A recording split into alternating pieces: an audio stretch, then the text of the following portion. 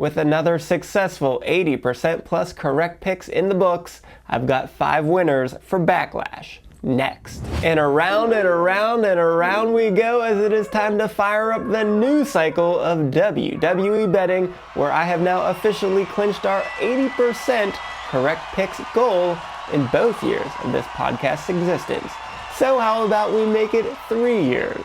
And it all starts here with BackLash, so let's start with our recap, and I went 9-3-1 at WrestleMania 42, with that one being a voided bet due to Paige replacing Nikki Bella. So that ended the cycle from BackLash through WrestleMania 42 at 72-17 for 80.90% winning percentage. That is a very slight improvement from the prior cycle, where we ended WrestleMania 41 with a 42-15 record for 80.52%. That makes our lifetime record of 134-32 for 80.72%.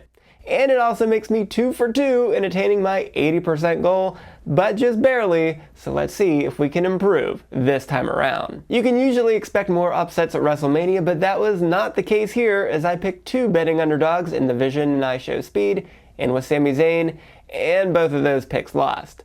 And I also picked Randy Orton to win the WWE title just like everybody else, but Cody Rhodes was the only underdog to actually win among the 12 matches that played out. Reports came out that the decision to stick with Rhodes was made after SmackDown, so they changed it in the last 24 hours before the match, and that is indeed a bummer for us there. And honestly, the difference from a pretty successful WrestleMania to just an okay one was missing that particular pick. Though we still did quite well when you factor in how large our bets were in terms of units, as all 3 misses were the minimum quarter unit bets. But the lack of underdog wins was the problem with this cycle as a whole, as there were only 13 or 14 underdogs that won in the 19 PLEs in this cycle. And I say 13 or 14 because Tiffany Stratton was the favorite when I had to make my pick for the Women's Elimination Chamber match, but it had flipped to Rhea Ripley the day of the Chamber after Rio dropped the tag titles, just like I told you to do. Either way, had I simply picked the favorite for every single match, my record would have been better. But while I could just juice my numbers like that, I don't think that's particularly fun for anyone, and while it may have worked here, I don't think that's necessarily great advice going forward, as it takes just one big upset to tank a whole lot of winning picks with the sometimes very short odds that you get for the favorites.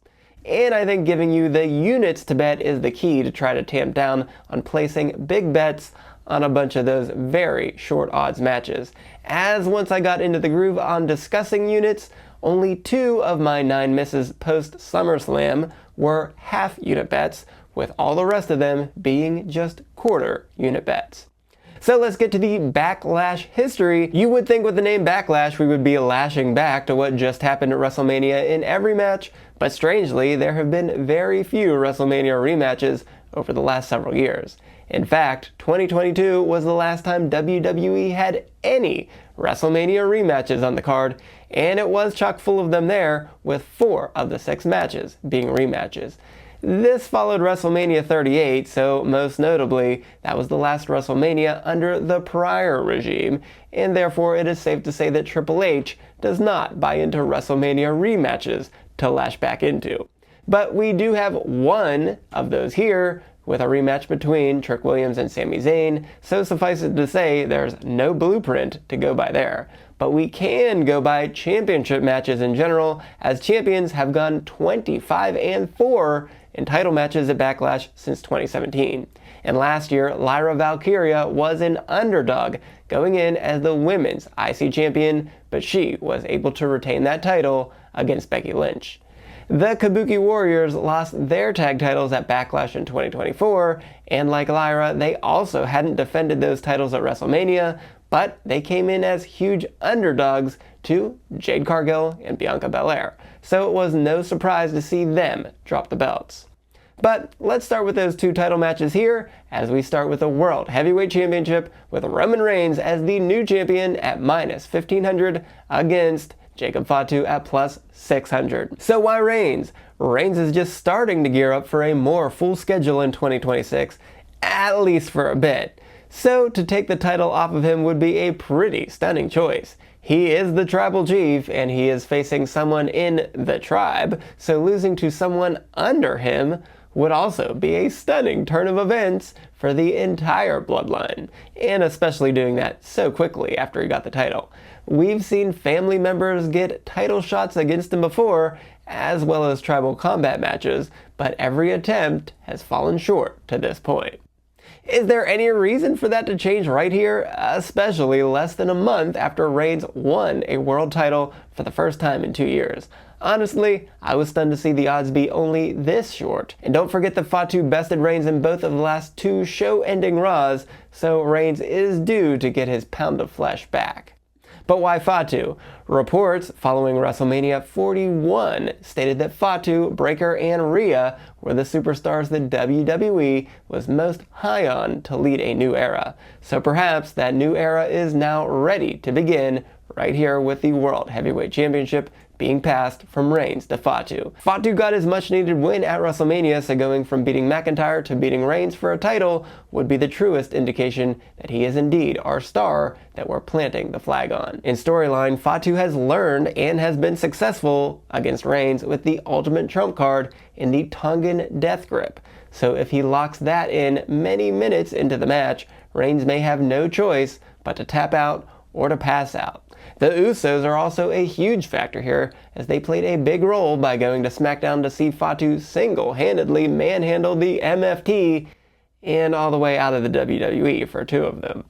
They appear to be fully on their tribal chief's side, but there is at least a minimal chance they could flip to Fatu's side if they find him to be the more powerful bloodline member. Or more likely, they superkick Fatu once he locks in the death grip to prevent a title change, but that would give Fatu a DQ win. I'll note that I do not see another bloodline member debuting here, and the DQ win for Fatu is possible to keep him strong and to keep this feud going, as Reigns is now reportedly off of the schedule for June, but he is still on it for Clash in Italy at the end of May, so prolonging this through that PLE makes some sense. Ultimately, this is too soon for a title change, and let's not overthink this one with potential shenanigans to give a strange result. So Roman Reigns is the pick, and this will be a half unit bet. That one rematch is for the United States Championship, with the champion reversed from WrestleMania, as Trick Williams is now the champion at -1,000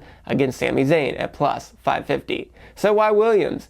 The easiest answer is that you just put a title on one of your bright new stars, and there's just no way you should reverse course after just a couple of weeks. Zayn has also pulled a couple of fast ones on Trick by beating down he and Lil Yachty inside the gingerbread man suit, and then killing the gingerbread man this week. And also, he was able to avoid a trick shot. Since this does come out before SmackDown, there is at least a pretty good chance that Williams gets some revenge during the gingerbread man's funeral tonight, which would give Zayn a chance under our typical reverse logic scenario, but there is no guarantee there. Instead, this just seems like a way for Zayn to come up short again and go further down a rabbit hole of madness and potentially royal Cody Rhodes enough in backstage segments to give him an undisputed WWE title shot than it is for Zayn to win his 3rd US title since August. So why Sami Zayn? Like I said earlier, we haven't seen any lashing back in the Triple H era, so maybe this is destined for some title flip-flopping to end in a trilogy with Williams winning the 3rd and final match. Zayn winning here really would get him some scorching hot heel heat as he moves forward, and right before we went into the Open Challenge era, both Fatu and Sikoa had back-to-back surprisingly short reigns with just 1 and 2 successful defenses respectively. So for a US title, moving titles along could just play into the larger picture. But truthfully, I can't for the life of me figure out why a title change would do either man a whole lot of good here, so this one stays status quo, and Trick Williams is the pick, and this will be a full unit bet. That is it for title matches here, so our next match is Danhausen and a mystery partner at -5,000 versus The Miz and Kit Wilson at plus 1200. So why Danhausen and the mystery partner? Well, I'm surprised there are odds here at all, so at least I don't have to do the old no matter what, just pick Danhausen routine. Instead, we can actually put our money where our mouth is and just pick Danhausen no matter what. So who is that mystery partner? It almost doesn't matter, but my top 3 in order are Royce Keys, Obafemi, and Jelly Roll. The first 2 are simply not losing here, and Jelly Roll was allegedly supposed to be in a tag match with Rhodes versus Orton and McAfee before those plans were scrapped. So he could show up here anyway for a match that is much more suited for his talents. This will be Danhausen's first match on a PLE, so I just don't see it going badly for him yet. But why Miz and Wilson? But what if that mystery partner happens to be Randy Orton or Drew McIntyre? Sure, neither man has any love lost for Miz and Wilson, but turning on Danhausen during the match would certainly inspire some nuclear heel heat at the moment to propel them into their next bigger feud following this interlude. You can see Danhausen saying he can't find anyone to be his partner and walking out alone, only to be reluctantly grateful for these 2 heavy hitters to come out to help. And of course, only for that to go awry after just a couple of minutes into a very quick match. But I don't think so. I think we just get a few good laughs in a mostly squash of a match of both Miz and Wilson one final time before everyone goes in a new direction, so Danhausen and the mystery partner is the pick, and only because it's so short, we'll make this a half unit bet. Finally, after 3/4 of the year in the making and following the abrupt exit of Kairi Sane, we finally get Io Sky at minus 1000 versus Asuka at plus 550. So why Io? Io is ice cold at 0-7 in all singles matches in 2026. Yeah, Io, 0 singles wins in 2026. Her last singles win was on December 8th, 2025, so just on that alone, she really needs a win here. This story is also clearly about Asuka demanding fealty and then treating her terribly because she would not just follow her evil ways.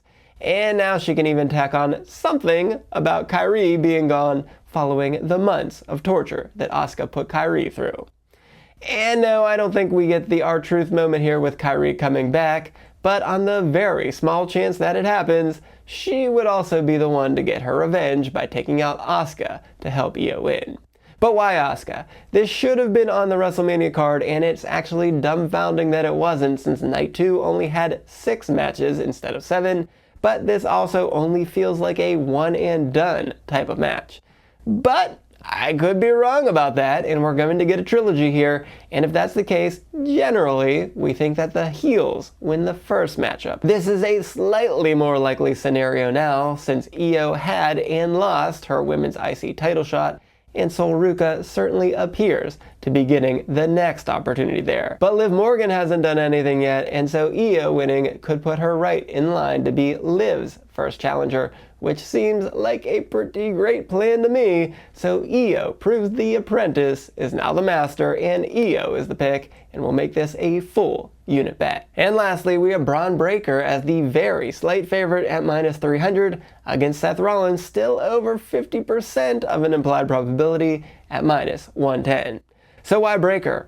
Rollins directly derailed Breaker's WrestleMania main event plans by having one of his merry band of masked men stomp him at the beginning of the Rumble so that Obafemi could immediately dispatch of him. Sure, Breaker got injured right after that to knock him completely off the card, but isn't that why Breaker needs to win here, as he is 0-3 in all matches in 2026, including losing to CM Punk for the World Heavyweight Championship on the first Raw of 2026. Before that, he was rolling through everyone with a 9-2 one-on-one record in 2025, seemingly being set up to win his first world title.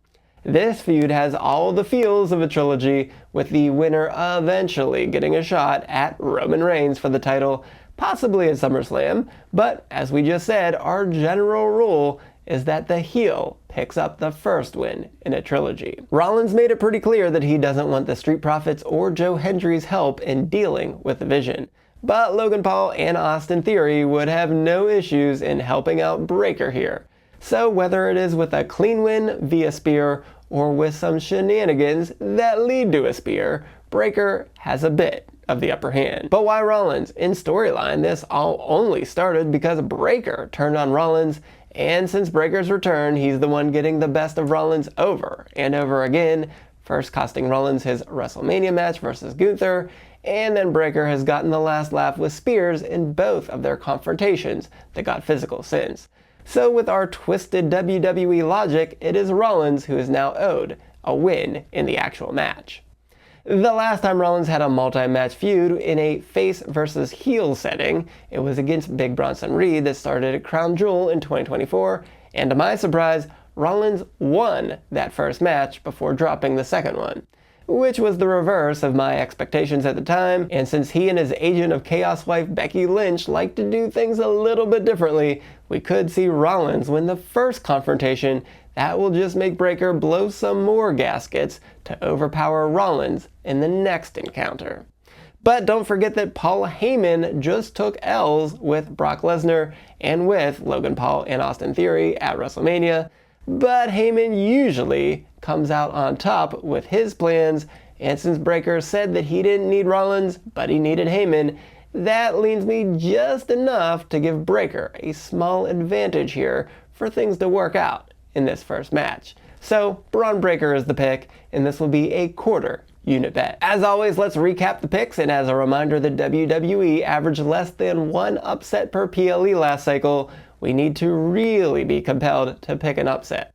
And Rollins has a very strong case here, but we're going to stick with all the favorites with Roman Reigns, Trick Williams, Danhausen and the mystery partner, Io Sky, and Braun Breakker. Remember to never bet more than you can afford to lose, and even though it was a WrestleMania theme, it applies more here because we're back in the saddle again for BackLash. So enjoy this palate cleanser for the first of 3 PLEs this month, but the biggest PLE will be WrestleMania 43, and if you missed my predictions for all 21 matches over WrestleMania weekend, be sure to go right on over here and check that out. So until next time, I am the SportsZu, and this is the SportsZu Wrestling Podcast.